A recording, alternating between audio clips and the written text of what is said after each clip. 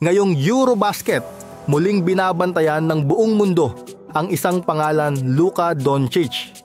Hindi lang dahil siya ang puso ng Slovenia, kundi dahil dala niya ulit ang kwento ng pagbabalik.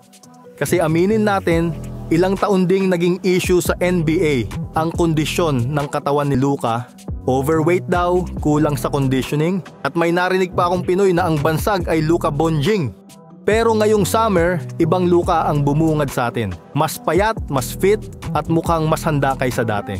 Ang tanong, is this transformation enough to bring back his former poise and elevate his game even further?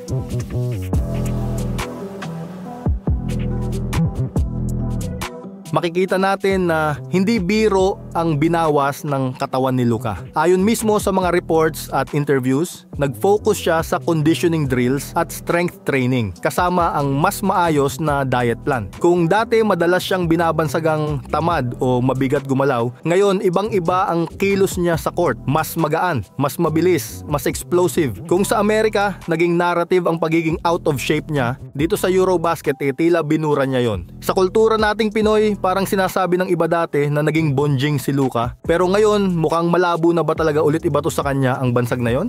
Ang tanong ngayon, sapat na ba ang ginawa niyang training at weight loss para maibalik ang dating tikas? O baka naman ito pa lang ang simula ng mas mataas na level ng Luka Doncic na makikita natin sa mga susunod na season ng NBA? Isa pang bagay na madalas pag-usapan kay Luka Doncic, yung kanyang NBA habits na dala-dala niya sa international stage. Kilala siya sa pagiging vocal sa referees at sa pagiging ball hugger sa NBA, kung saan halos lahat ng plays kanya ang spotlight. Ngayon sa paparating na Eurobasket, ramdam natin na may pagbabago. Mas maayos ang kanyang conditioning at mas strategic na ang kanyang laro. Pero tanong natin sa sarili at sa audience, magbabago kaya talaga si Luka sa court behavior niya? Matututo ba siyang bawasan ang pagrereklamo sa referees? At mababawasan kaya ang pagiging stagnant ng bola sa kanya na madalas nating nakikita sa NBA? Sa mga susunod na laro, dito natin malalaman kung hindi lang ang katawan ang nag-transform, kundi pati ang utak at diskarte sa laro.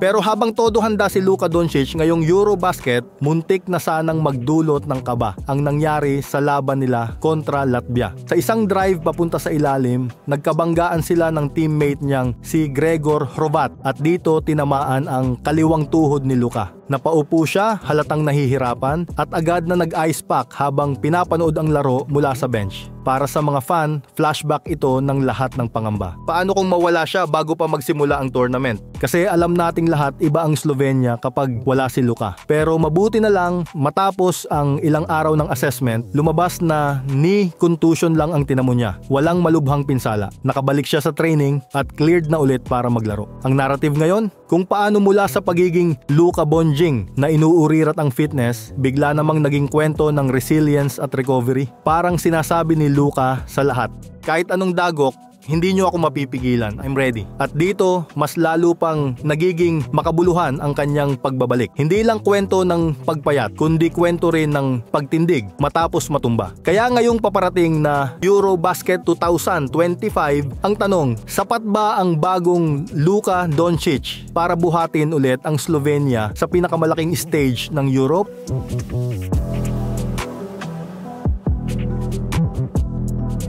In the latest FIBA Eurobasket 2025 Smart Power Rankings, ang Slovenia ay nasa ika-10 pwesto with an 18.5% chance of winning a podium finish. Serbia remains in the lead with a 73.1% chance, followed by Germany and France with a 10.0% and 6.2% chance of winning the gold medal.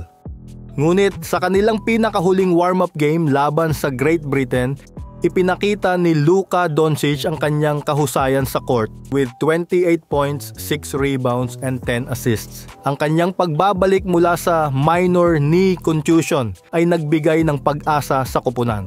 Sa kabila ng mga hamon, ang Slovenia ay may mga mahuhusay na players at isang solidong sistema. Their success depends on their ability to work together as a team and the continued performance of Luka Doncic. Ang tanong ay, can Slovenia succeed in Eurobasket 2025 and prove their worth in European basketball?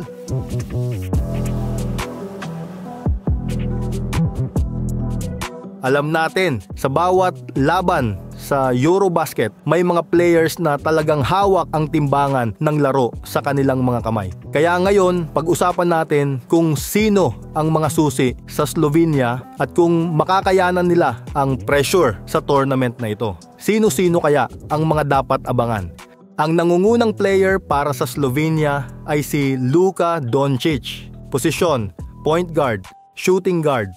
Height, 6 feet 7 inches. International stats, 2023 FIBA World Cup. Average 27.0 points, 7.1 rebounds, and 6.1 assists per game. Eurobasket 2022, 26.0 points, 7.7 rebounds, and 6.6 assists per game. Ang NBA superstar mula sa Los Angeles Lakers ay ang pangunahing leader ng koponan. Kilala sa kanyang versatile na laro at matalim na court vision. Kamakailan lamang, he contributed 28 points, 6 rebounds, and 10 assists in a pre-tournament game against Great Britain. Clement Prepelic, ito yung naging teammate ni Ferdi Ravena sa BC Dubai last year. Posisyon, shooting guard. Height, 6 feet 3 inches. Recent performance, scored 31 points in a preparatory friendly against Croatia, including 6 3-pointers out of 8, played a key role in Slovenia's victory over Spain in the Tokyo 2020 Olympics. Eurobasket 2022, stats averaged 15.5 points, 3.33 rebounds, and 2.7 assists per game. Alen Omic, posisyon, center. Height, 7 feet 1 inch, 2.16 meters. Recent performance averaged 19.43 points and 14.14 rebounds per game in the 2023 NBL season. Eurobasket 2022 stats, 9.0 points and 6.5 rebounds per game. Isang solidong center mula sa Slovenian club na Cedevita Olimpija. Mahusay sa ilalim ng basket at sa pagkuha ng rebounds na mahalaga sa depensa at transition plays. Gregor Hrovat, posisyon, shooting guard.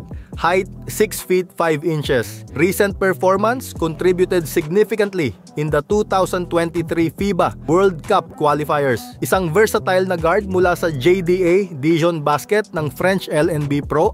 Kilala sa kanyang kakayahang maglaro sa iba't ibang posisyon at magbigay ng scoring at playmaking.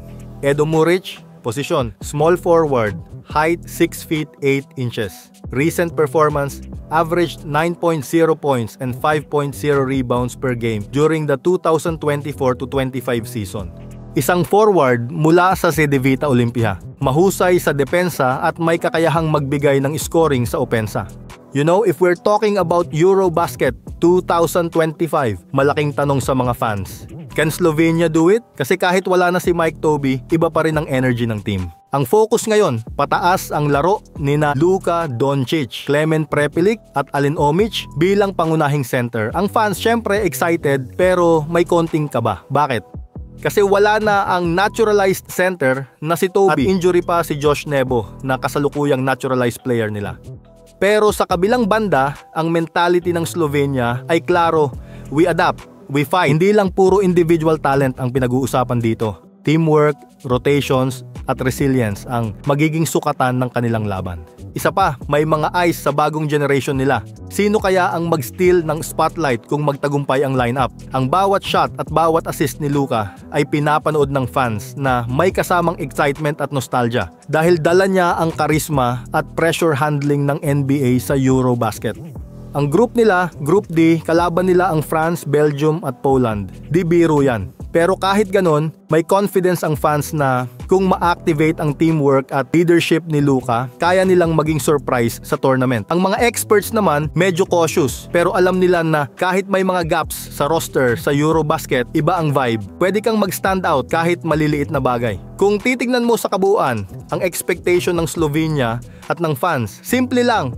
Magpakitang gilas, i-redefine ang limits, at ipakita na kahit may pagbabago sa roster, hindi bumabagal ang pusong Slovenian. Sa bawat dribble, bawat shot, bawat assist, Hindi lang laro ang nakikita natin, kundi ang kwento ng determinasyon. Hindi laging panalo, pero kung may sikap sa pagbabago at pusong handang mag-adapt kahit may kulang sa lineup, kayang muling sumibol at magningning ang Slovenia sa laban. So yun guys, kahit hindi perfect ang lineup, ang laban ng Slovenia ay tungkol sa puso, teamwork at pagmamahal sa laro. At tingnan natin kung makakagawa sila ng history in Eurobasket 2025. Shout out to Brody TV Maki, Echo, Dream Home Channel PH, Mel Eneluna, Chuyans TV, Ricardo Martinez, Yugi Cruz, Positivity Pulse 101, Gilbert at Weapon X PH.